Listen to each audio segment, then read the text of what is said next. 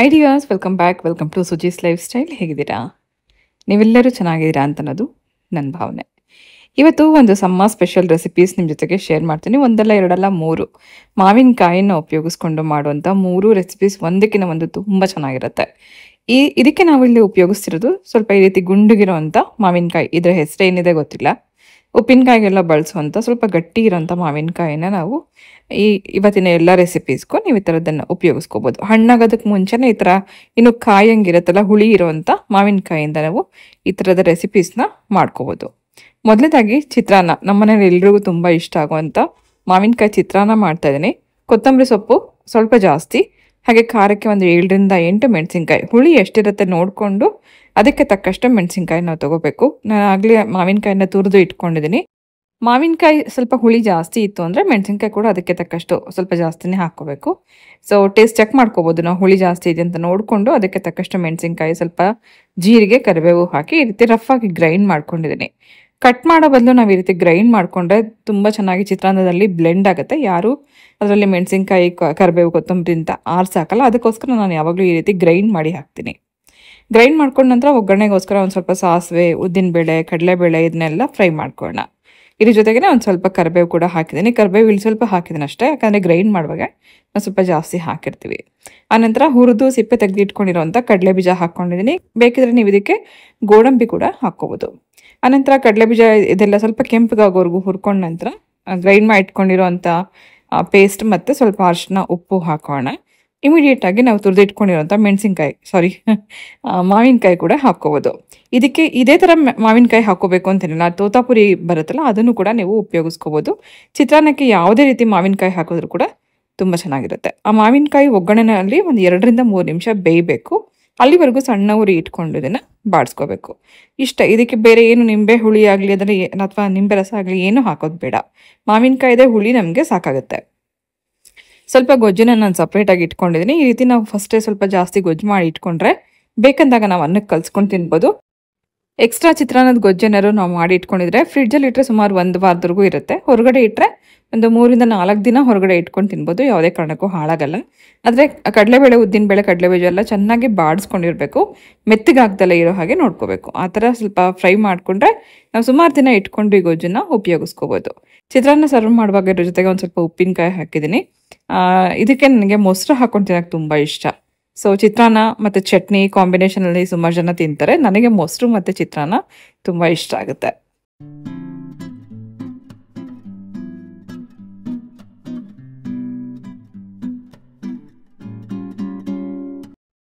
ತುಂಬ ದಿನದ ನಂತರ ಇವತ್ತು 2 ಮಸಾಲ ಬಾಕ್ಸ್ನ ಕ್ಲೀನ್ ಮಾಡಿ ಹಂಗೆ ರೀಫಿಲ್ ಮಾಡಿ ಇಡೋಣ ಅಂತ ತೆಗೆದಿದ್ದೀನಿ. ಒಂದು ಮಸಾಲ ಬಾಕ್ಸಲ್ಲಿ ಪುಡಿಗಳನ್ನ ಮಾತ್ರ ಇಟ್ಕೊಂಡಿದ್ದೀನಿ. ಇನ್ನೊಂದರಲ್ಲಿ ಹೋಲ್ ಮಸಾಲೆಗಳನ್ನು ಇಟ್ಕೊಂಡಿದ್ದೀನಿ. ಪುಡಿ ಮಸಾಲ ಹಾಕಿರೋದ್ರಲ್ಲಿ ಫಸ್ಟ್ ನಾನು ಕೆಳಗಡೆ ಒಂದು ಟಿಶ್ಯೂ ಪೇಪರ್ ಹಾಕಿ ಇಟ್ಟಿದ್ದರಿಂದ ಪುಡಿ ಮಸಾಲೆಗಳನ್ನ ಉಪಯೋಗಿಸುವಾಗ ಕೆಲವೊಮ್ಮೆ ಚೆಲ್ಲಿದ್ರು ಕೂಡ ಆ ಪೇಪರ್ ಮೇಲೆ ಬಿದ್ದಿರುತ್ತೆ. ಆ ಪೇಪರ್ ಒಂದು ಚೇಂಜ್ ಮಾಡಿಕೊಂಡು ಮತ್ತೆ ನಾವು ಅದನ್ನೆಲ್ಲ ನೀಟಾಗಿ ಒರೆಸ್ಬಿಟ್ಟು ರೀಫಿಲ್ ಮಾಡಿ ಇಟ್ಕೋಬೋದು. ಸೊ ಇದರಲ್ಲಿ ಯೂಶ್ವಲಿ ನಾವು ಪ್ರತಿದಿನ ಬಳಸೋವಂಥದ್ದೇ ಪೌಡರ್ಗಳನ್ನ ಇಟ್ಕೊಂಡಿರ್ತೀನಿ. ಅಂದರೆ ಅರಿಶಿನ, ಧನಿಯಾ ಪೌಡರ್, ಚಿಲ್ಲಿ ಪೌಡರ್ ಮತ್ತು ಗರಂ ಮಸಾಲ ಮತ್ತು ಕರಿ ಮಸಾಲ, ಇದೆಲ್ಲ ನಮ್ಮ ಹೋಮ್ ಮೇಡ್ ಮಸಾಲೆಗಳು. ಅರಿಶಿನ ಮಾತ್ರ ನಾನು ಹೊರಗಡೆಯಿಂದ ತರ್ತಿದ್ದೀನಿ, ಬಿಟ್ಟರೆ ಮಿಕ್ಕಿದೆಲ್ಲ ನಮ್ಮ ಹೋಮ್ ಮೇಡ್ ಮಸಾಲ ಪೌಡರ್ಸ್ ಆಗಿರುತ್ತೆ. ಹಾಗೆ ರೀಸೆಂಟಾಗಿ ನಾನು ಮಾವಿನಕಾಯಿ ಉಪ್ಪಿನಕಾಯಿಗೂ ಕೂಡ ಇದನ್ನು ಪ್ರಿಪ್ರೇಷನ್ ಮಾಡಿದ್ದೆ. ಇದ್ರೆ ಶೂಟ್ ಮಾಡಿದ್ದೆ, ಬಟ್ ಅನ್ಫಾರ್ಚುನೇಟ್ಲಿ ಡಿಲೀಟ್ ಆಗೋಗಿದೆ. ಸುಮಾರೊಂದು 5ರಿಂದ 6 ಮಾವಿನಕಾಯಿನ ಕಟ್ ಮಾಡಿ ಸ್ವಲ್ಪ ಅರಿಶಿನ ಹಾಗೆ ಒಂದು 2 ಮುಷ್ಟಿಯಷ್ಟು ಉಪ್ಪು ಹಾಕಿ ಮಿಕ್ಸ್ ಮಾಡಿ ಒಂದು 2 ದಿನ ಮುಚ್ಚಿಟ್ಬಿಟ್ಟಿದ್ದೆ. ಉಪ್ಪಿನಕಾಯಿ ಮಾಡುವಾಗ ಆದಷ್ಟು ಕಲ್ಲುಪ್ಪನ್ನೇ ಬಳಸ್ಕೋಬೇಕು. 2 ಮುಷ್ಟಿಯಷ್ಟು ಉಪ್ಪು, ಅರ್ಧ ಸ್ಪೂನಷ್ಟು ಅರಿಶಿನ ಹಾಕಿ ಬಿಟ್ಟಿದ್ರಿಂದ ಅದೆಲ್ಲ ಚೆನ್ನಾಗಿ ಉಪ್ಪಲ್ಲಿ ನೆಂದು ರಸ ಬಿಟ್ಟಂಗೆ ಆಗಿದೆ. ಇವತ್ತು ನಾನು ಅದಕ್ಕೆ ಖಾರದ ಪುಡಿ ಮತ್ತು ಒಗ್ಗರಣೆ ಮಾಡ್ತಾ ಇದ್ದೀನಿ. ಸೊ ಖಾರದ ಪುಡಿ ಇದಕ್ಕೆ ಸುಮಾರು ಒಂದು 4 ಟೇಬಲ್ ಸ್ಪೂನಷ್ಟು ಖಾರದ ಪುಡಿ ಬೇಕಾಗುತ್ತೆ. ನಾನಿವಾಗ ಖಾರದ ಪುಡಿ ಮಾಡ್ತಾ ಇರೋದು ಫಸ್ಟ್ ಟೈಮ್ ಬ್ಯಾಡಗಿ ಮತ್ತು ಗುಂಟೂರನ್ನ ಮಿಕ್ಸ್ ಮಾಡಿ ಮಾಡ್ತಾ ಇದ್ವಿ. ಆದರೆ ಈಗ ರೀಸೆಂಟಾಗಿ ಬೇರೆ ರೀತಿ ಮೆಣಸಿನ್ಕಾಯಿನ ನಾನು ಬ್ಯಾಡಗಿಯಿಂದ ತರಿಸ್ತಾ ಇದ್ದೀನಿ. ಅಂದರೆ ಕಡ್ಡಿ ಅಂತ ಸಿಗುತ್ತೆ. ಏನು ಹೇಳ್ತಾರೆ, ಸಣ್ಣಗಿರುತ್ತೆ ಬ್ಯಾಡಗಿ ಮೆಣಸಿನ್ಕಾಯಿ ಥರನೇ, ಅದು ಖಾರ ಜಾಸ್ತಿ.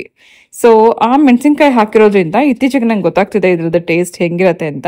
ಮುಂಚೆ ಎಲ್ಲ ನಮಗೆ ಸಿಗ್ತಿರೋದೇ ಬರೀ ಬ್ಯಾಡಗಿ ಅಂತ ಅಂದ್ಕೊಂಡಿದ್ದೆ. ಆದರೆ ಈಗ ವೆರೈಟಿ ಯಾವ್ಯಾವ ಇದೆ ಅಂತ ನಾನು ತರಿಸಿದ ಮೇಲೆ ನನಗೆ ಗೊತ್ತಾಗ್ತಿದೆ ಇದ್ರ ಟೇಸ್ಟ್ ಹೇಗೆ, ಕಲರ್ ಹೇಗೆ ಬರುತ್ತೆ ಅಂತ. ಸೊ ಇದರಲ್ಲಿ ಕಡ್ಡಿ ಬ್ಯಾಡಗಿ ಅಂತ ಹಾಕಿರೋದ್ರಿಂದ ಸ್ವಲ್ಪ ಖಾರ ಜಾಸ್ತಿ ಇದೆ. ಹಾಗಾಗಿ ನೋಡಿಕೊಂಡು ನಾವು ಚಿಲ್ಲಿ ಪೌಡರ್ನ ಬಳಸ್ಕೋಬೇಕು. ಸೊ ಒಂದು ಸ್ವಲ್ಪ ಹಾಕೊಂಡ್ರೆ ಸಾಕು, ಖಾರ ಜಾಸ್ತಿನೇ ಇದೆ. ಸುಮಾರು ಒಂದು 4 ಸ್ಪೂನಷ್ಟು ಚಿಲ್ಲಿ ಪೌಡ್ರ್ ಹಾಕಿ ಮಿಕ್ಸ್ ಮಾಡಿ ಸ್ವಲ್ಪ ಹೊತ್ತು ಸೈಡಲ್ಲಿ ಇಟ್ಟಿದ್ದೀನಿ. ಅಷ್ಟರಲ್ಲಿ ಇದರಲ್ಲಿರುವಂಥ ಹೋಲ್ ಮಸಾಲೆಗಳನ್ನ ಕೂಡ ತೆಗೆದು ಸಪ್ರೇಟ್ ಮಾಡಿ ಇದನ್ನ ತೊಳೆಯೋಕ್ಕೆ ಹಾಕ್ತಾ ಇದ್ದೀನಿ. ಸೊ ಇದರಲ್ಲಿ ಈ ರೀತಿ ಏನು ಎಲೆಕ್ಟ್ರಾನಿಕ್ ಪ್ರಾಡಕ್ಟ್ಸ್ ಏನಾದ್ರು ತೊಗೊಂಡಾಗ ಅದರಲ್ಲಿ ಕೊಟ್ಟಿರ್ತಾರೆ ನೋಡಿ, ಏನಾದ್ರು ಮಾಯಿಶ್ಚರ್ ಇದ್ದರೆ ಅದನ್ನು ಅಬ್ಸರ್ವ್ ಮಾಡ್ಕೊಳ್ಳೋದಕ್ಕೆ ಅಂತಲೇ ಇರುತ್ತೆ, ಅದನ್ನು ಹಾಕಿಟ್ಟಿದ್ದೆ. ಸೊ ನೋಡಿ ಹೆಂಗಾಗಿದೆ, ಎಲ್ಲ ಒಂದು ಹಿತ್ತಾಳೆ ಪಾತ್ರೆಗಳು ಯಾವುದೇ ಕೂಡ ಸುಮಾರು ದಿನ ಹಾಗೆ ಇಟ್ಬಿಟ್ರೆ ಕಪ್ಪಗಾಗ್ಬಿಡುತ್ತೆ, ಹಾಗಾಗಿದೆ. ಸುಮಾರು ದಿನಗಳಾಯಿತು, ಸುಮಾರು ಒಂದು 4-5 ತಿಂಗಳ ಮೇಲೆ ಆಯಿತು ಇದನ್ನ ತೊಳೆದು. ಹೋಲ್ ಮಸಾಲೆಗಳು ಅಂದರೆ ಚಕ್ಕೆ, ಲವಂಗ, ಏಲಕ್ಕಿ, ಮೆಣಸು ಇಂಥದನ್ನು ಮಾತ್ರ ಇದರಲ್ಲಿ ಹಾಕಿ ಇಟ್ಕೊಂಡಿದ್ದೆ. ಸೊ ಇದನ್ನು ತೊಳೆಯೋದಕ್ಕೋಸ್ಕರ ಪೀತಾಂಬರಿ ಬದಲಾಗಿ ಇವತ್ತೊಂದು ಲಿಕ್ವಿಡ್ನ ನಾನು ಉಪಯೋಗಿಸ್ಕೊಂಡೆ. ನನಗಂತೂ ತುಂಬಾ ಆಶ್ಚರ್ಯ ಆಯಿತು. ಇಷ್ಟು ಕಪ್ಪಗಿರೋವಂಥ ಪಾತ್ರೆಗಳನ್ನ ಈಸಿಯಾಗಿ ನಾವು ಯಾವುದೇ ಎಫರ್ಟ್ ಇಲ್ಲದೆ ಕ್ಲೀನ್ ಮಾಡ್ಕೋಬೋದು. ಒಂದ್ಸತಿ ಸ್ಪ್ರೇ ಮಾಡಿ ಬಿಟ್ಟಿದ್ದೀನಿ, ಒಂದು ಸ್ವಲ್ಪ ಹೊತ್ತು ಅಟ್ಲೀಸ್ಟ್ ಒಂದು 2-3 ನಿಮಿಷ ಬಿಟ್ಬಿಟ್ರೆ ನಮಗೆ ಇದನ್ನು ಕ್ಲೀನ್ ಮಾಡ್ಲಿಕ್ಕೆ ಈಸಿ ಆಗುತ್ತೆ. ಸೊ ಇದು ಶುಭಮ್ ಅಂತಲೇ ಸಿಗುತ್ತೆ. ನಾನು ದೇವ್ರ ಪಾತ್ರೆಗಳನ್ನ ತೊಳೆಯೋದಕ್ಕೆ ಅಂತಲೇ ತರಿಸಿದ್ದೆ. ಪೀತಾಂಬರಿ ಉಪಯೋಗಿಸಿದ್ರೆ ಏನಾಗುತ್ತೆ ಅಂದರೆ ಕೆಲವೊಮ್ಮೆ ಕೈಯೆಲ್ಲ ರಫ್ ಅನ್ಸುತ್ತೆ, ಸಿಪ್ಪೆ ಸುಳ್ಕೊಂಡು ಬರುತ್ತೆ. ಆದರೆ ಇದರಲ್ಲಿ ಆ ಥರ ಆಗಲ್ಲ, ಕ್ಲೀನಿಂಗ್ ಕೂಡ ತುಂಬ ಸುಲಭ ಆಗುತ್ತೆ. ಸೊ ಶುಭಮಲ್ಲಿ ಬರೀ ಹಿತ್ತಾಳೆ ಪಾತ್ರೆ ಅಷ್ಟೇ ಅಲ್ಲ, ಬೆಳ್ಳಿದು ಕೂಡ ವಾಶ್ ಮಾಡ್ಬೋದು ಅಂತ ಹೇಳ್ತಾರೆ. ಬಟ್ ನಾನು ಯಾವತ್ತೂ ಇದನ್ನು ಟ್ರೈ ಮಾಡೋಕ್ಕೆ ಹೋಗಿಲ್ಲ. ಹಿತ್ತಾಳೆ ಮತ್ತು ತಾಮ್ರ ಇಂಥದನ್ನು ಮಾತ್ರ ನಾವು ತೊಳೆಯೋದಕ್ಕೆ ಇದನ್ನು ಉಪಯೋಗಿಸ್ಕೋಬೋದು. ಒಂದ್ಸತಿ ಇದನ್ನು ಸ್ಪ್ರೇ ಮಾಡಿ ಒಂದು 2-3 ನಿಮಿಷ ಬಿಟ್ಟ ನಂತರ ನಾವು ಈಸಿಯಾಗಿ ಇದನ್ನು ಒಂದು ಬ್ರಷಲ್ಲಿ ಉಜ್ಜಿ ಕ್ಲೀನ್ ಮಾಡ್ಕೋಬೋದು. ನೀವೇ ನೋಡ್ತಾ ಹೋಗ್ಬೋದು, ಇದರಲ್ಲಿ ಎಷ್ಟೇ ಕಪ್ಪು ಕಲೆ ಇದ್ರೂ ಕೂಡ ತುಂಬ ಈಸಿಯಾಗಿ ನಾವು ಇದನ್ನು ಕ್ಲೀನ್ ಮಾಡ್ಕೋಬೋದು.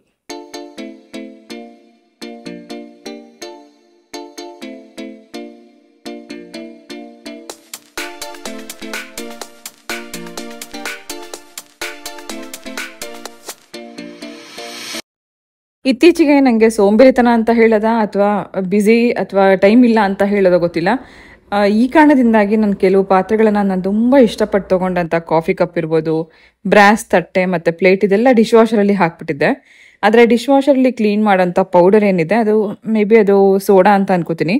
ಆ ಪೌಡರಿಂದಾಗಿ ಪಾತ್ರೆಗಳೆಲ್ಲ ನೋಡಿ ಈ ರೀತಿ ಕಪ್ಪಗಾಗೋಗಿತ್ತು. ನಂಗೆ ತುಂಬ ಬೇಜಾರಾಗೋಯಿತು, ಎಷ್ಟು ಇಷ್ಟಪಟ್ಟು ತೊಗೊಂಡಿದ್ದು ಈ ರೀತಿ ಆಯ್ತಲ್ಲ ಅಂತ. ಸುಮಾರು ದಿನದಿಂದ ನಾನು ಅದನ್ನು ಹಾಗೆ ಇಟ್ಬಿಟ್ಟಿದ್ದೆ, ಹೋಗುತ್ತೋ ಇಲ್ವೋ ಈ ಬಣ್ಣ ಅಂತ ಹೇಳಿ.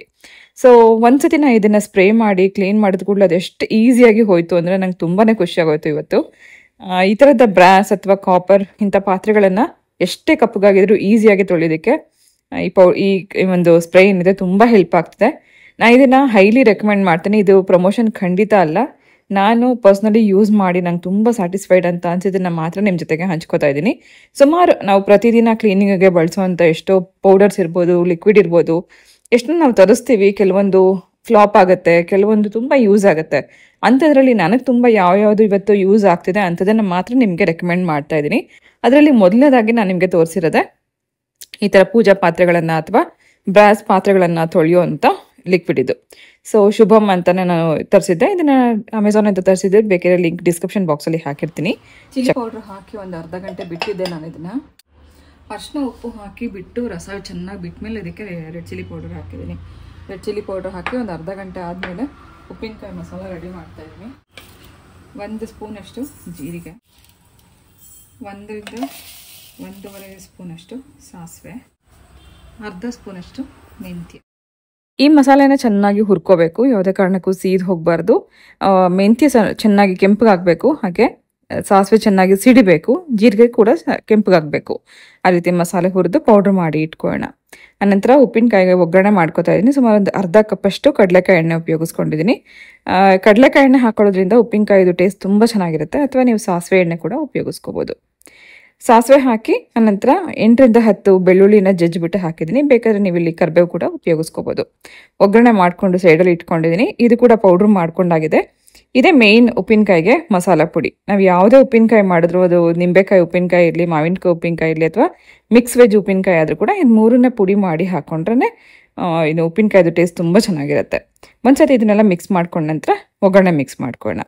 ಈ ರೀತಿ ಮಾಡಿಟ್ಕೊಳ್ಳೋವಂಥ ಉಪ್ಪಿನಕಾಯಿ ನಮಗೆ ಸುಮಾರು 6 ತಿಂಗಳು ವರ್ಷದವರೆಗೂ ಯಾವುದೇ ಕಾರಣಕ್ಕೂ ಹಾಳಾಗಲ್ಲ. ಆದರೆ ಇದರಲ್ಲಿ ಒಂದೇ ಒಂದು ಡ್ರಾಪ್ ನೀರು ಬೀಳ್ದಲೇ ಇರೋ ಹಾಗೆ ನೋಡ್ಕೋಬೇಕು. ನಾವು ಪ್ರತಿ ಸರ್ತಿ ಸ್ಪೂನ್ ಉಪಯೋಗಿಸುವಾಗ ಚೆನ್ನಾಗಿ ಒರೆಸಿ ನಂತರ ಇದರಲ್ಲಿ ಸ್ಪೂನನ್ನು ಉಪಯೋಗಿಸ್ಕೋಬೇಕು. ಹಾಗೆ ಸ್ಟೀಲ್ ಪಾತ್ರೆಯಲ್ಲಿ ಇಡಬಾರ್ದು ಅಥವಾ ಸ್ಟೀಲ್ ಬಾಕ್ಸಲ್ಲಿ ಹಾಕಿ ಇಡಬಾರ್ದು. ಗಾಜಿಂದು ಅಥವಾ ಪಿಂಗಾಣಿ ಬಾಟ್ಲಲ್ಲಿ ಹಾಕಿಟ್ರೆ 1 ವರ್ಷದವರೆಗೂ ಯಾವುದೇ ಕಾರಣಕ್ಕೂ ನಿಮಗೆ ಹಾಳಾಗಲ್ಲ. ಫ್ರಿಡ್ಜಲ್ಲಿ ಇಟ್ಕೊಂಡು ನೀವು ಉಪಯೋಗಿಸ್ಕೋಬೋದು. ಹೊರಗಡೆ ಇಟ್ಟರು ಕೂಡ ಅವಾಗವಾಗ ಬಿಸಿಲಿಗೆ ಇಡ್ತಾ ಇದ್ರೆ ತುಂಬ ಚೆನ್ನಾಗಿರುತ್ತೆ. ಸೊ ಉಪ್ಪಿನಕಾಯಿ ನಂತರ ಮತ್ತೆ ಅದೇ ರೀತಿ ಅದೇ ಟೇಸ್ಟ್ ಕೊಡುವಂಥ ಇನ್ನೊಂದು ರೆಸಿಪಿ ನಿಮಗೆ ಶೇರ್ ಮಾಡ್ತಿದ್ದೀನಿ. ಅದು ಮಾವಿನಕಾಯಿ ತೊಕ್ಕು. ಇದು ಕೂಡ 1 ವರ್ಷದವರೆಗೂ ನಾವು ಇಟ್ಕೊಂಡು ಉಪಯೋಗಿಸ್ಕೋಬೋದು. ಇದರಲ್ಲಿ ಉಪ್ಪು, ಹುಳಿ, ಖಾರ, ಸಿಹಿ ಎಲ್ಲ ಇರುತ್ತೆ. ತುಂಬ ಚೆನ್ನಾಗಿರುತ್ತೆ. ಒಂದು ಮಾವಿನಕಾಯಿ ಸ್ವಲ್ಪ ಎಲ್ಲೋ ಆಗಿತ್ತು, ಆದರೆ ಇದು ಸಿಹಿ ಇಲ್ಲ, ಹುಳಿ ಇದೆ. ಹಾಗಾಗಿ ಇದ್ರ ಜೊತೆಗೇ ಸೇರಿಸ್ಕೊಂಡಿದ್ದೀನಿ. 4-5 ಮಾವಿನಕಾಯಿನ ಈಗಾಗಲೇ ತುರಿದು ಇಟ್ಕೊಂಡಿದ್ದೆ. ಅದ್ರ ಜೊತೆಗೆ ಇದನ್ನು ಕೂಡ ಮಿಕ್ಸ್ ಮಾಡಿಕೊಂಡೆ. ಸೊ ಇದು ತೊಕ್ಕು ಮಾಡ್ತಿರೋದ್ರಿಂದ ಉಪ್ಪು, ಹುಳಿ, ಖಾರ, ಸಿಹಿ ಎಲ್ಲ ಇರುತ್ತಲ್ಲ, ಟೇಸ್ಟ್ ತುಂಬ ಚೆನ್ನಾಗಿರುತ್ತೆ. ಚಪಾತಿಗೆ, ರೊಟ್ಟಿ, ಪೂರಿ, ಅನ್ನಕ್ಕೂ ಕೂಡ ನೀವು ತುಪ್ಪ ಹಾಕ್ಕೊಂಡು ಕಲ್ಸ್ಕೊಂಡು ತಿನ್ನೋಕ್ಕೆ ತುಂಬ ಚೆನ್ನಾಗಿರುತ್ತೆ. ಮಾವಿನಕಾಯಿ ತುರ್ಕೊಂಡ ನಂತರ ಇದಕ್ಕೂ ಕೂಡ ಸೇಮ್ ಅವಾಗಲೇ ನಾವೇನು ಇನ್ನು ಉಪ್ಪಿನಕಾಯಿಗೆ ಮಸಾಲ ಹುರ್ಕೊಂಡ್ವಲ್ಲ, ಅದೇ ಸೇಮ್ ಮಸಾಲ ಹುರ್ಕೊಳ್ಳೋಣ. ಅರ್ಧ ಸ್ಪೂನ್ ಜೀರಿಗೆ ಇದೆ, 1/4 ಸ್ಪೂನ್ ಮೆಂತ್ಯ ಇದೆ, 1 ಸ್ಪೂನಷ್ಟು ಸಾಸಿವೆ ಇದೆ. ಇದು ಮೂರನ್ನು ಚೆನ್ನಾಗಿ ಹುರಿದು ನಂತರ ಪೌಡ್ರ್ ಮಾಡಿ ಇಟ್ಕೋಬೇಕು. ಈ 2 ರೆಸಿಪಿ ಬೇರೆ ಬೇರೆ ದಿನದಲ್ಲಿ ಮಾಡೋದ್ರಿಂದ ನಾನು ಅವಾಗ ಎಷ್ಟು ಬೇಕೋ ಮಸಾಲ ಅಷ್ಟನ್ನು ಮಾತ್ರ ಹುರಿದು ಪೌಡ್ರ್ ಮಾಡಿಕೊಂಡು ಮಿಕ್ಸ್ ಮಾಡ್ಕೊಂಡಿದ್ದೀನಿ. ಆನಂತರ ಅರ್ಧ ಕಪ್ಪಷ್ಟು ಕಡಲೆಕಾಯಿ ಎಣ್ಣೆ ಬಿಸಿ ಮಾಡಿಕೊಂಡು ಸಾಸಿವೆ ಹಾಕಿ, ಸಾಸಿವೆ ಸಿಡಿದ ನಂತರ ಸ್ವಲ್ಪ ಕರಿಬೇವು ಹಾಕಿದ್ದೀನಿ. ಇದರಲ್ಲಿ ಯಾವುದ್ರಲ್ಲೂ ಕೂಡ ಮಾಯಿಶ್ಚರ್ ಇಲ್ದಲೇ ಇರೋ ಹಾಗೆ ನೋಡ್ಕೋಬೇಕು. ಯಾಕಂದರೆ ಇದನ್ನು ಕೂಡ ನಾವು ವರ್ಷದ್ರಿಗೂ ಇಟ್ಕೊಂಡು ತಿಂತಾ ಇರೋದ್ರಿಂದ ಕರಿಬೇವನ್ನು ಆದಷ್ಟು ಸ್ವಲ್ಪ ಚೆನ್ನಾಗಿ ಎಣ್ಣೆನಲ್ಲಿ ಬಾಡಿಸ್ಕೋಬೇಕು. ಅಥವಾ ಒಣಗಿರೋಂಥ ಕರಿಬೇವು ಹಾಕ್ಕೊಂಡ್ರು ಕೂಡ ತೊಂದರೆ ಇಲ್ಲ. ಕರಿಬೇವು ಹಾಕಿ ನಂತರ ತುರಿದಿಟ್ಕೊಂಡಿರೋಂಥ ಮಾವಿನಕಾಯಿ ಹಾಕಿ ಎಣ್ಣೆನಲ್ಲಿ ಚೆನ್ನಾಗಿ ಇದನ್ನು ಬೇಯಿಸ್ಕೋಬೇಕು. ಮಾವಿನಕಾಯಿನ ಬೇಯಿಸ್ಕೊಳ್ಳೋಂಥ ಟೈಮಲ್ಲಿ ಇದಕ್ಕೆ ರುಚಿಗೆ ತಕ್ಕಷ್ಟು ಉಪ್ಪು ಹಾಕೋಣ. ಸುಮಾರು ಒಂದು 2 ಟೀ ಸ್ಪೂನಷ್ಟು ಉಪ್ಪು ಹಾಕಿದ್ದೀನಿ. ಆಮೇಲೆ ಬೇಕಾದ್ರೆ ನಾವು ಟೇಸ್ಟ್ ಚೆಕ್ ಮಾಡಿಕೊಂಡು ಉಪ್ಪು ಏನಾರು ಕಮ್ಮಿ ಇದ್ದರೆ ಹಾಕ್ಕೋಬೋದು. ಆನಂತರ ಒಂದು ಸ್ವಲ್ಪ ಅರಿಶಿನ ಹಾಕಿ ಚೆನ್ನಾಗಿ ಇದನ್ನು ಸಣ್ಣ ಊರಿನಲ್ಲೇ ಬೇಯಿಸ್ಕೋಬೇಕು. ಇದು ಸ್ವಲ್ಪ ಮೆತ್ತಗಾಗಬೇಕು. ಆ ಮಾವಿನಕಾಯಿ ಎಲ್ಲ ಸ್ವಲ್ಪ ಮೆತ್ತಗಾಗೋವರೆಗೂ ಉಪ್ಪು ಅರಿಶಿನದಲ್ಲೇ ಬಾಡಿಸ್ಕೊಳ್ಳೋಣ. ಅಟ್ ದ ಸೇಮ್ ಟೈಮ್ ನಾನು ಇದಕ್ಕೆ ಅಚ್ಕಾರದ ಪುಡಿ ಮಿಕ್ಸ್ ಮಾಡ್ಕೋತಾ ಇದ್ದೀನಿ. ಸೊ ನಾನು ಅವಾಗಲೇ ಹೇಳ್ದಂಗೆ ಮಾವಿನಕಾಯಿ ನಾವು ಎಷ್ಟು ತೊಗೊಂಡಿದ್ದೀವಿ ಅದಕ್ಕೆ ತಕ್ಕಷ್ಟು ಈ ಮಸಾಲೆಗಳನ್ನೆಲ್ಲ ನೀವು ಹಾಕ್ಕೋಬೋದು. ಸುಮಾರು ಒಂದು 4 ಟೀ ಸ್ಪೂನಷ್ಟು ರೆಡ್ ಚಿಲ್ಲಿ ಪೌಡರ್ ಹಾಕ್ತಾಯಿದ್ದೀನಿ. ಇದಕ್ಕೂ ಕೂಡ ಉಪ್ಪು, ಖಾರ, ಹುಳಿ, ಸಿಹಿ ಎಲ್ಲ ಸ್ವಲ್ಪ ಜಾಸ್ತಿ ಇದ್ರೇ ಚೆನ್ನಾಗಿರುತ್ತೆ.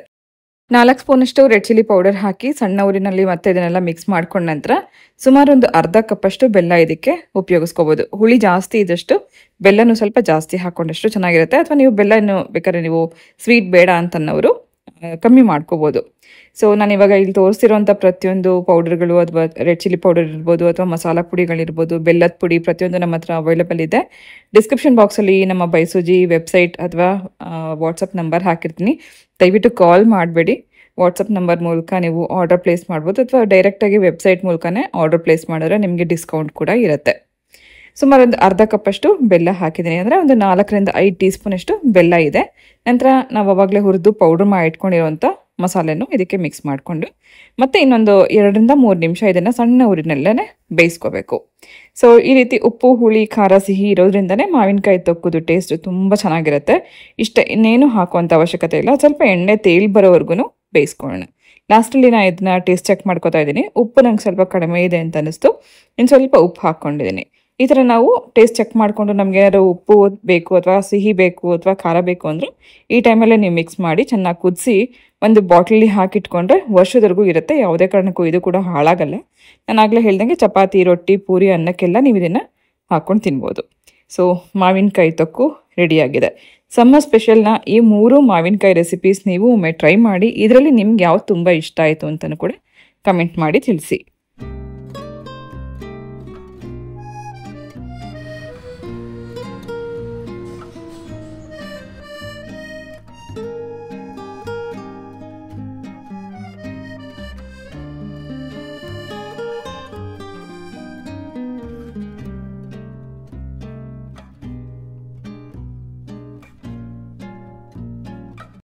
ಎಲ್ಲರ ಅಡುಗೆ ಮನೆಯಲ್ಲೂ ಮುಖ್ಯವಾಗಿ ಸಮಸ್ಯೆ ಅಂತ ಕಾಣಿಸ್ಕೊಳ್ಳೋದು ಇದೆರಡರಿಂದ ಮಾತ್ರ. ಒಂದು ಜಿಡ್ಡು, ಮತ್ತೊಂದು ಜಿರಳೆ. ಈಗಾಗಲೇ ನಾನು ಜಿರಳೆಗೆ ಒಂದು ಸೊಲ್ಯೂಷನ್ನ ಕಂಡುಕೊಂಡಿದ್ದೀನಿ. ಅದೇನು ಅಂತ ನಾನು ನಿಮಗೆ ನಾಳೆ ವಿಡಿಯೋದಲ್ಲಿ ಹೇಳ್ತೀನಿ. ಆದರೆ ಇವತ್ತು ನಾನು ನಿಮಗೆ ತೋರಿಸ್ತಿರೋದು ಜಿಡ್ಡಿನ ಕಲೆನ ಹೇಗೆ ಈಸಿಯಾಗಿ ನಾವು ಕ್ಲೀನ್ ಮಾಡ್ಬೋದು ಅಂತ. ಸೊ ಯೂಶಲಿ ನಾವು ಪ್ರತಿದಿನ ಅಡುಗೆ ತಿಂಡಿ ಮಾಡುವಂಥ ಟೈಮಲ್ಲಿ ಒಗ್ಗರಣೆ ಅಥವಾ ಎಣ್ಣೆ ಈ ಥರದ್ದೆಲ್ಲ ಆಗ್ತಾನೆ ಇರುತ್ತೆ. ಪ್ರತಿದಿನ ಉಜ್ಜಿ ತೊಳೆದು ಕ್ಲೀನ್ ಮಾಡೋಷ್ಟು ಟೈಮ್ ಇಲ್ಲ ಅಂತನೋರಿಗೆ ಇದು ತುಂಬ ಈಸಿ ಮೆಥಡ್. ಸಿಫ್ ಅಂತನೋ ಒಂದು ಲಿಕ್ವಿಡ್ ಸಿಗುತ್ತೆ. ಅದನ್ನು ಹಾಕಿ ನಾವು ಒಂದು ಒದ್ದೆ ಬಟ್ಟೆಯಿಂದ ಒರೆಸ್ಕೋಬೋದು ಅಥವಾ ಒಂದು ಟಿಶ್ಯೂ ಪೇಪರಿಂದ ಒರೆಸೋದು ಕೂಡಲೇ ಎಷ್ಟೇ ಅದು ಜಿಡ್ಡಿದ್ರೂ ಕೂಡ ಕ್ಲೀನಾಗಿ ಹೊಟ್ಟೋಗುತ್ತೆ. ರೆಗ್ಯುಲರ್ ಆಗಿ ಹಾಕ್ತಾ ಇದ್ರೆ ನಾವು 1-2 ನಿಮಿಷದ ಕೆಲಸ ಇದು. ರೆಗ್ಯುಲರ್ ಆಗಿ ಹಾಕಿ ಒಂದ್ಸತಿ ಒರೆಸ್ಬಿಟ್ಬಿಟ್ರೆ ಅದ್ರ ಮೇಲ್ಗಡೆ ಇರೋಂಥ ಜಿಡ್ಡೆಲ್ಲ ಕ್ಲೀನ್ ಆಗುತ್ತೆ. ತುಂಬ ಹಾರ್ಡ್ ಸ್ಟೈನ್ ಇದ್ದರೆ ಒಂದು ಸ್ವಲ್ಪ ಹಾಕಿ ಬ್ರಷಲ್ಲಿ ಉಜ್ಜಿ ನಂತರ ನಾವು ಒದ್ದೆ ಬಟ್ಟೆಯಿಂದ ಒರೆಸ್ಕೋಬೋದು. ಹಾಗೆ ಬ್ಯಾಕ್ ಸೈಡಲ್ಲಿ ಇರುವಂಥ ವಾಲ್ ಮೇಲೆ ನಾವು ಅಡುಗೆ ಮಾಡೋಂಥ ಟೈಮಲ್ಲಿ ಕೆಲವೊಮ್ಮೆ ಹಾರುತ್ತೆ, ಅದು ಏನು ಎಣ್ಣೆ ಹಾರ್ಬೋದು ಅಥವಾ ಅಡುಗೆ ಮಾಡುವಾಗ ಕುದಿಯುವಂಥದ್ದೆಲ್ಲ ಹಾರಿದ್ರೆ ಅದನ್ನ ಒರೆಸೋದಕ್ಕೆ ನಾನು ಇಲ್ಲಿ ಮಿಸ್ಟರ್ ಮಜಲ್ನ ಉಪಯೋಗಿಸ್ಕೊಂಡಿದ್ದೀನಿ. ಸುಮಾರು ಜನ ಕೇಳ್ತಿರ್ತಾರೆ ಇದು ವಾಲ್ಪೇಪರ್ ಅಂತ. ಇದು ವಾಲ್ಪೇಪರ್ ಅಲ್ಲ, ಟೈಲ್ಸ್ ಹಾಕಿದ್ದೀವಿ. ಸೊ ಲಾಸ್ಟ್ ಮೂಮೆಂಟಲ್ಲಿ ನನಗೆ ಸಿಕ್ಕಿರುವಂಥ ಟೈಲ್ಸ್ ಇದು. ನನಗೂ ಇದು ಅಷ್ಟೇನು ಇಷ್ಟ ಇರಲಿಲ್ಲ. ಸೊ ಏನು ಹೇಳ್ತಾರೆ, ಗೃಹ ಪ್ರವೇಶದ ಹಿಂದಿನ ದಿನನೇ ನಾವು ಕಿಚನ್ ವರ್ಕನ್ನು ಕಂಪ್ಲೀಟ್ ಮಾಡಿದ್ರಿಂದ ಎಮರ್ಜೆನ್ಸಿಗೆ ನಮ್ಗೆ ಯಾವ್ದು ಸಿಕ್ತೋ ಅದನ್ನೇ ಹಾಕಿದ್ದೀವಿ. ಇದ್ರ ಮೇಲೆ ಎಲ್ಲೂ ನಮಗೆ ಕಲೆಗಳು ಕಾಣಿಸಲ್ಲ, ಅದೊಂದು ಅಡ್ವಾಂಟೇಜ್ ಅಷ್ಟೇ. ಸೊ ಇದನ್ನು ಕ್ಲೀನ್ ಮಾಡಲಿಕ್ಕೆ ನಾನು ಮಿಸ್ಟರ್ ಮಜಲ್ನ ಉಪಯೋಗಿಸ್ಕೊಂಡಿದ್ದೀನಿ. ಮಿಸ್ಟರ್ ಮಜಲ್ ಕೂಡ ತುಂಬ ಚೆನ್ನಾಗಿ ಕೊಳೆನ ತೆಗೆಯೋದಕ್ಕೆ ಹೆಲ್ಪ್ ಮಾಡುತ್ತೆ. ಇದೆರಡೂ ಕೂಡ ನಾನು ಪ್ರತಿದಿನ ಅಡುಗೆ ಮನೆ ಕ್ಲೀನ್ ಮಾಡಲಿಕ್ಕೆ ಅಥವಾ ಪ್ಲ್ಯಾಟ್ಫಾರ್ಮ್ನ ಕ್ಲೀನ್ ಮಾಡಲಿಕ್ಕೆ ಬಳಸುವಂಥ ಲಿಕ್ವಿಡ್ಗಳು.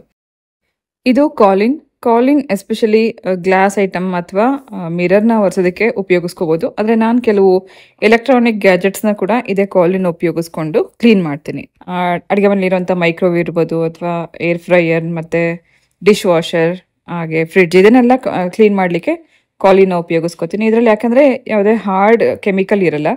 ಸೊ ಒಂದು ಸ್ಮೂತ್ ಟೆಕ್ಸ್ಚರ್ ಇರುವಂಥ ಸರ್ಫೇಸ್ ಇರುವಂಥ ಅಥವಾ ಯಾವುದು ಏನು ಹೇಳ್ತಾರೆ ಫ್ರಿಡ್ಜ್ ಆಗಲಿ ಅಥವಾ ಡಿಶ್ ವಾಷರ್ ಆಗಲಿ ಅಥವಾ ಮೈಕ್ರೋವೇವ್ ಆಗಲಿ ಇದನ್ನೆಲ್ಲ ಯಾವುದೇ ಕೆಮಿಕಲ್ ಇಲ್ದೇ ಇರುವಂಥ ಲಿಕ್ವಿಡ್ನ ಉಪಯೋಗಿಸ್ಕೊಂಡ್ರೆ ಬೆಟರ್. ಅಥವಾ ನೀವು ಬೇಕಾದ್ರೆ ಪಾತ್ರೆ ತೊಳೆಯುವಂಥ ಲಿಕ್ವಿಡ್ ಡಿಟರ್ಜೆಂಟ್ ಮತ್ತು ಸ್ವಲ್ಪ ಬೆಚ್ಚಗಿರುವಂಥ ನೀರಲ್ಲಿ ಬಟ್ಟೆನ ಅದ್ಬಿಟ್ಟು ನಂತರ ಕಾಟನ್ ಬಟ್ಟೆಯಿಂದ ಕೂಡ ನೀವು ಒರೆಸಿ ಕ್ಲೀನ್ ಮಾಡ್ಕೋಬೋದು. ಅದರಲ್ಲೂ ಕೂಡ ಯಾವುದೇ ಕೆಮಿಕಲ್ ಇರಲ್ಲ.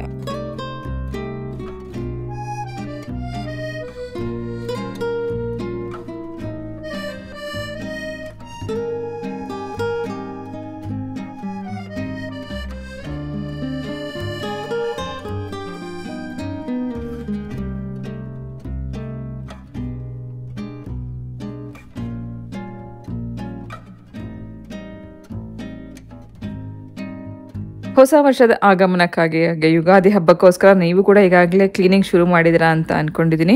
ಮಕ್ಕಳ ಎಕ್ಸಾಮ್ ನಡೀತಾ ಇರುತ್ತೆ, ಈ ಕಡೆ ಒಂದು ಕಡೆ ಕ್ಲೀನಿಂಗ್ ಇರುತ್ತೆ, ಜೊತೆಗೆ ಊರ ಹಬ್ಬಗಳು, ಜೊತೆಗೆ ಈ ಬಿಸಿಲು. ಸೊ ತುಂಬ ಬಿಸಿಲಿದ್ದಾಗ ಕೆಲಸ ಮಾಡುವಾಗ ನಂಗೆ ತುಂಬ ಸೆಕೆ ಆಗುತ್ತೆ. ಆ ಟೈಮಲ್ಲಿ ಈ ಥರ ನಾಟ್ ಹಾಕೊಂಬಿಟ್ಟು ಇಡೀ ದಿನ ಹೀಗೆ ಇರ್ತೀನಿ. ಒಂದು ನೈಟಿ ಇನ್ನೊಂದು ನಾಟ್, ಇದೆರಡು ನಂಗೆ ತುಂಬ ಇಷ್ಟ. ಪ್ರತಿದಿನ ಇದೆರಡು ಇದ್ರೆ ನನಗೆ ಕಂಫರ್ಟಬಲ್ ಕೆಲಸ ಮಾಡಲಿಕ್ಕೆ. ನೈಟಿ ಹಾಕ್ಕೊಂಡು ನಾಟ್ ಹಾಕ್ಕೊಂಡು ಎಷ್ಟು ಕೆಲಸ ಬೇಕಾದ್ರೆ ನಾವು ಮಾಡ್ಕೋಬೋದು, ಸೆಕೆ ಮಾತ್ರ ತಡೆಯೋಕ್ಕಾಗಲ್ಲ. ಸೊ ಫ್ರೀ ಹ್ಯಾಂಡಲ್ಲಿ ನಾಟ್ ನಾನು ಹೆಂಗೆ ಹಾಕೋತಿದ್ದೀನಿ ಅಂತ ನಾನು ನಿಮಗೆ ತೋರಿಸ್ತಾ ಇದ್ದೀನಿ. ಯಾವುದೇ ಪಿನ್ ಉಪಯೋಗಿಸ್ಕೊಳ್ದೆ, ಕೂಂಬು ಉಪಯೋಗಿಸ್ಕೊಳ್ದೆ ಈಸಿಯಾಗಿ ಶಾರ್ಟ್ ಹೇರ್ ಇರೋರು ಕೂಡ ನಾಟ್ ಹಾಕ್ಕೋಬೋದು. ನಾನು ನಾಟ್ ಹಾಕ್ಕೊಳ್ಳೋದು ಸುಮಾರು ಜನಕ್ಕೆ ತುಂಬ ಇಷ್ಟ. ನಮ್ಮ ಹಳೆ ಮನೆ ಹತ್ರ ಇದ್ದವರು ಸುಮಾರು ಜನ ಹೇಳ್ತಾ ಇರ್ತಿದ್ರು, ನೀವು ನಾಟ್ ತುಂಬ ಚೆನ್ನಾಗಿ ಹಾಕೋತೀರಾ ಅಂತ ಹೇಳ್ತಾ ಇದ್ರು. ಅವಾಗ ಇನ್ನೂ ತುಂಬ ಉದ್ದ ಇತ್ತು, ದಪ್ಪ ಇತ್ತು. ಇವಾಗ ಸ್ವಲ್ಪ ಸಣ್ಣ ಆಗಿದೆ, ಕೂದಲೆಲ್ಲ ಉದ್ರೋಗಿದೆ. ಸೊ ಆದರೂ ಕೂಡ ಶಾರ್ಟ್ ಹೇರಲ್ಲಿ ನಾನು ಈ ಥರ ನಾಟ್ ಹಾಕ್ಕೊಂಡು ಪೂರ್ತಿ ದಿನ ಹೀಗೆ ಇರ್ತೀನಿ. ಇನ್ ಕೇಸ್ ನಿಮ್ಗೆ ಏನಾದ್ರು ಇದು ಬಿಚ್ಚೋಗುತ್ತೆ ಅಂತ ಅನ್ಸಿದ್ರೆ ಒಂದು ರಬ್ಬರ್ ಬ್ಯಾಂಡ್ ಹಾಕೋಬೋದು ಅಥವಾ ಮೇಲಿಂದ ಒಂದು ಕ್ಲಚ್ ಹಾಕ್ಕೊಂಡ್ರು ಆಯಿತು. ಇಷ್ಟೇ ನನ್ನ ಹೇರ್ ಸ್ಟೈಲ್, ಪ್ರತಿದಿನ ಹೀಗೆ ಇರ್ತೀನಿ. ಮೇಲ್ಗಡೆಯಿಂದ ಈ ಥರದ ಒಂದು ಬನಾನಾ ಕ್ಲಿಪ್ ಹಾಕ್ಕೊಂಡ್ರೆ ಇನ್ನೂ ಟೈಟಾಗಿರುತ್ತೆ. ಎಷ್ಟೇ ನಾವು ಅಲ್ಗಾಡಲಿ ಅಥವಾ ಎಷ್ಟೇ ನಾವು ಕೆಲಸ ಮಾಡಲಿ ಬಿಚ್ಚೋಗಲ್ಲ. ಈ ರೀತಿ ಮೇಲ್ಗಡೆ ಸ್ವಲ್ಪ ಆ ಕೂದಲನ್ನ ಕವರ್ ಮಾಡಿಕೊಂಡ್ರೆ ಆ ಶೇಪ್ ತುಂಬ ಚೆನ್ನಾಗಿ ಬರುತ್ತೆ. ನಾನು ನಿಮಗೆ ಕರೆಕ್ಟಾಗಿ ತೋರಿಸಿದ್ದೀನಿ ಅಂತ ಅಂದ್ಕೊಂಡಿದ್ದೀನಿ. ನೋಡಿ, ಈ ಥರ ನಾನು ಎವ್ರಿಡೇ ನಾಟ್ ಹಾಕ್ಕೊಳ್ಳೋದು. ಲಾಂಗ್ ಬ್ಯಾಕ್ ಒಂದ್ಸತಿ ಒಂದು ವೀಡಿಯೋದಲ್ಲಿ ಹೇಳಿದ್ದೆ, ನಾನು ಹೇಗೆ ನಾಟ್ ಹಾಕೋತೀನಿ ಅಂತ ತೋರಿಸ್ತೀನಿ ಅಂತ ಹೇಳಿದ್ದೆ. ಫೈನಲಿ ಆ ಥರದ ಒಂದು ದಿನ ಇವತ್ತು ಬಂದಿದೆ. ಸೊ ಡಿಯರ್ಸ್, ಇದು ಇವತ್ತಿನ ಬ್ಲಾಗ್ ಆಗಿತ್ತು. ಮೇ ಬಿ ಇವತ್ತಿನ ಬ್ಲಾಗ್ ನಿಮ್ಮೆಲ್ಲರಿಗೂ ಇಷ್ಟ ಆಗಿದೆ ಅಥವಾ ಯೂಸ್ ಆಗಿದೆ ಅಂತ ನಿಮ್ಗೇನಾರು ಅನಿಸಿದರೆ ಪ್ಲೀಸ್ ಒಂದು ಲೈಕ್ ಮಾಡಿ. ಹಾಗೆ ಸಬ್ಸ್ಕ್ರೈಬ್ ಮಾಡ್ಕೊಳ್ದೆ ನೋಡ್ತಾ ಇದ್ರೆ ನನ್ನ ಚಾನಲ್ನ ಸಬ್ಸ್ಕ್ರೈಬ್ ಮಾಡ್ಕೊಂಡು ನೋಡಿ. ಇವತ್ತಿನ ಎಲ್ಲ ರೆಸಿಪೀಸ್ನ ಟ್ರೈ ಮಾಡಿ ಅಂತ ಹೇಳ್ತಾ ನಾನು ಹೊರಡ್ತಾ ಇದ್ದೀನಿ. ಮತ್ತೆ ಸಿಗ್ತೀನಿ ನಾಳೆ ಇನ್ನೊಂದು ಇಂಟ್ರೆಸ್ಟಿಂಗ್ ಆಗಿರೋಂಥ ವ್ಲಾಗ್ ಜೊತೆಗೆ. ಹೋಗ್ಬರ್ಲಾ?